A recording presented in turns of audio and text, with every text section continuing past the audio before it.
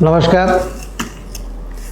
માનનીય પ્રધાનમંત્રી શ્રી નરેન્દ્ર મોદી સાહેબે આજે મન કી બાતના કાર્યક્રમમાં કેચ ધ રેન અને રેન વોટર હાર્વેસ્ટિંગ માટે જે કહ્યું છે એ ખરેખર આખા દેશ માટે અત્યંત મહત્ત્વનો સંદેશ એ માનનીય પ્રધાનમંત્રી મોદી સાહેબે આપે છે.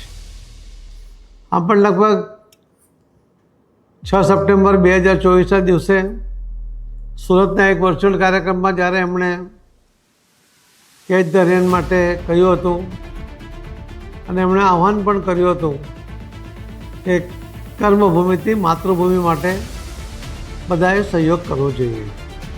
અને એમની હાકલને કારણે લગભગ 31 મે 2026 સુધીમાં 1,55,00,000 જેટલા સ્ટ્રક્ચર બન્યા.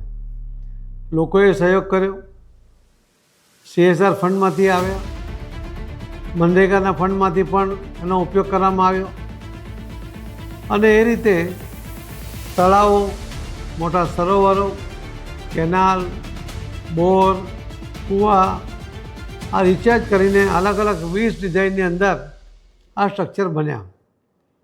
1,55,00,000 સ્ટ્રક્ચર એ ખૂબ મોટી વાત છે અને આપણે આવનારા વર્ષમાં 26-27 માટે પણ 2 કરોડ સ્ટ્રક્ચર નવા બનાવવા માટેનું આહ્વાન કર્યું છે. એક ટાર્ગેટ લઈને ચાલીએ છીએ.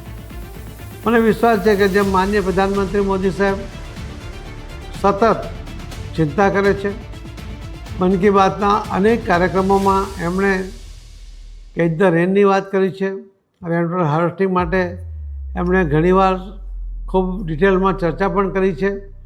જેમણે સારા કામ કર્યા છે એનો ઉલ્લેખ પણ કર્યો છે. મારી પણ આપ સૌને વિનંતી છે કે માનનીય પ્રધાનમંત્રી મોદી સાહેબના આ કેચ ધ રેન વોટર હાર્વેસ્ટિંગના કાર્યક્રમને આગળ ચલાવો. તમારા ઘરે અગાસીમાંથી ઉતરતું પાણી એ વહીને નીકળવાને બદલે જમીનમાં ઉતરે ત્યાંથી જ એને રોકવાનો પ્રયત્ન કરવો જોઈએ અને ખૂબ અલગ અલગ ડિઝાઇન દ્વારા ખૂબ ઓછા ખર્ચામાં લાખો કરોડો લીટર પાણી એ આપણે જમીનમાં ઉતારી શકીએ છીએ. આપણે લગભગ 3.70 BCM પાણી દર વર્ષે જમીનમાંથી ઉલેચીએ છીએ. એ ચાઇના અને અમેરિકા જેટલું પાણી જમીનમાંથી કાઢે છે એના કરતાં ડબલથી પણ વધારે છે. અને એ સંજોગોમાં જળસ્તર નીચે જાય છે, પાણીની ક્વોલિટી બગડતી જાય છે. ત્યારે આ મોદી સાહેબનો મંત્ર કેચ ધ રેન એ અત્યંત મહત્ત્વનો સાબિત થશે. આવનારા વર્ષો માટે પાણીની આપણને ક્યારેય તકલીફ ન પડે એવો મને વિશ્વાસ છે.